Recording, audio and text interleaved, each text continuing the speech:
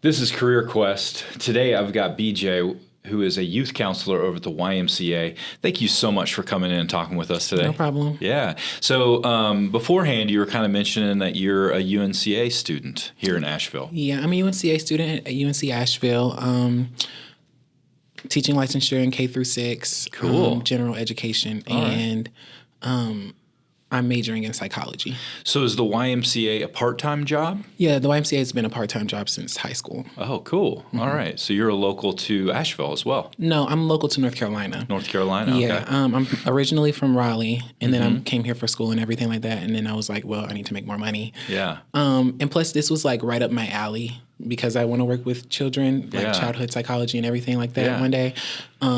If life doesn't take me somewhere else. Yeah. So, yeah, that was my whole point of being there. So when you were out, you're ready, you needed a job, need to make some money or something. Why the Y, right? Why? What drove you to look for a position at the Y?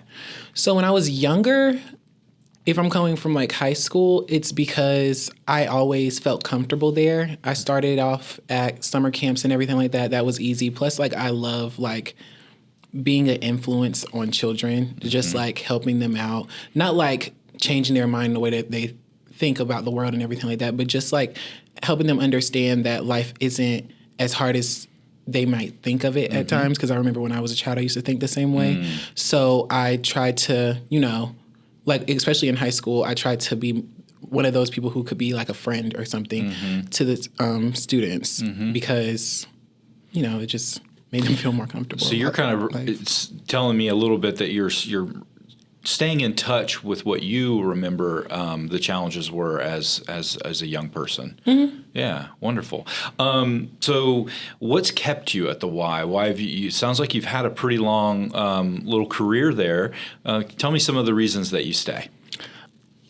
If I'm being honest, it's because it's like muscle memory or something. Yeah. It's just easy to remember how to do everything, and also I'm making an impact. You know what I mean? Like I was making an impact in Raleigh, and I'll make an impact here. And in the future, I'll continue to make an impact.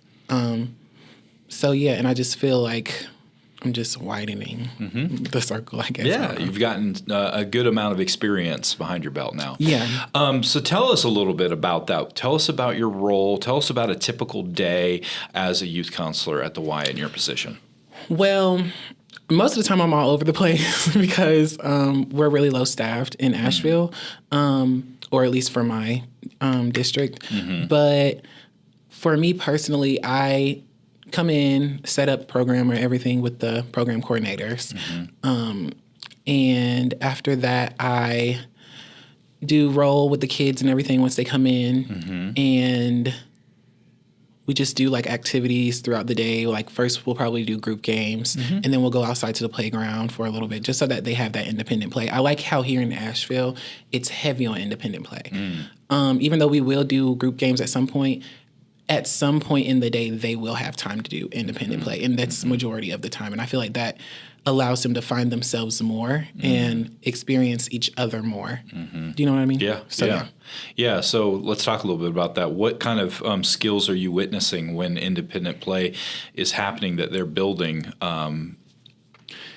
Conflict and conflict resolution. Conflict resolution, okay. Yes, for me and them, because when it comes to me and when it comes to conflict, especially with the children, I feel like in the world today, it's really easy for people to be yelling at each other. And when I go to work, every day, there are kids yelling at each other. To me, I feel like to have a conversation and to actually speak to one another and to actually learn how to do that is a really important skill to learn, especially when you're a child.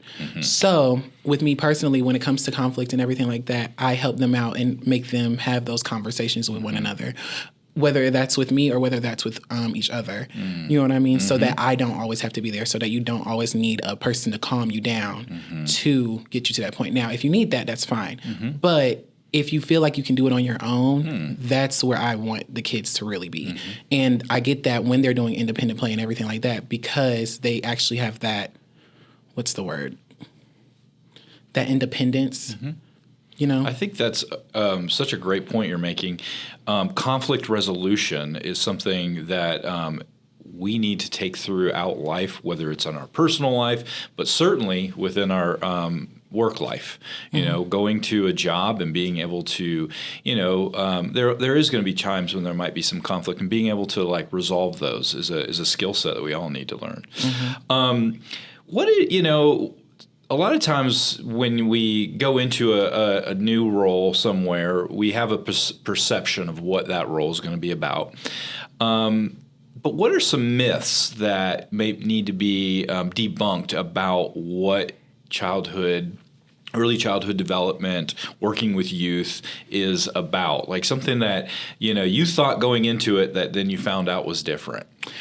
Okay, so in trainings, they make it seem like it's really like a kid is going to die. Okay. Right. But they make it seem like that, and you get really scared for anything that could happen. Gotcha. But once you're actually in it and once you get used to it, there's a chance, there's a chance like something crazy can happen, and that's why we have the trainings to be prepared. But on most of the time, every single day, like the kids are just being themselves, and that's, again, where independent play and all of that stuff comes in, because it's like once you get that motion, I guess, or that consistency, then that, like, you'll realize it's not too much crazy stuff going on with the kids. And kids are really like way more open-minded than people think they are. They're just trying to learn they're just trying to learn the world. You know what I mean? They just got here like 8 years ago. Right. So, I think that's a big thing. Like people, they're impressionable, but they're just learning, if that makes sense. Well, I love that, because it's like prepare for the worst. Things can happen, but realize, don't let that scare you off from the profession, because for the most part, days aren't going to always end up with somebody choking on something or something like that. So tell us a little bit about what advice you might have for someone that's looking to get into this type of career. Advice, I would say, know your tone. When I first started working, I had a horrible tone. Now I can notice myself getting to that point where it's like, I'm working with these kids every single day. They're getting on my nerves, but I can't let that affect the way that I communicate with them. So learn how to communicate, learn how to watch your tone and everything like that. Because that even helps me out in my everyday life.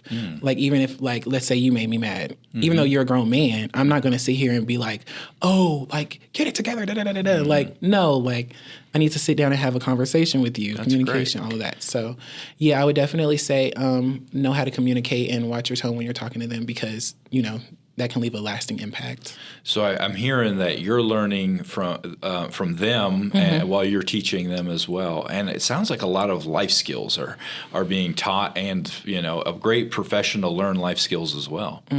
Yeah. Definitely. Well, thank you so much for coming in and talking with us today. This has been wonderful. All right. No problem.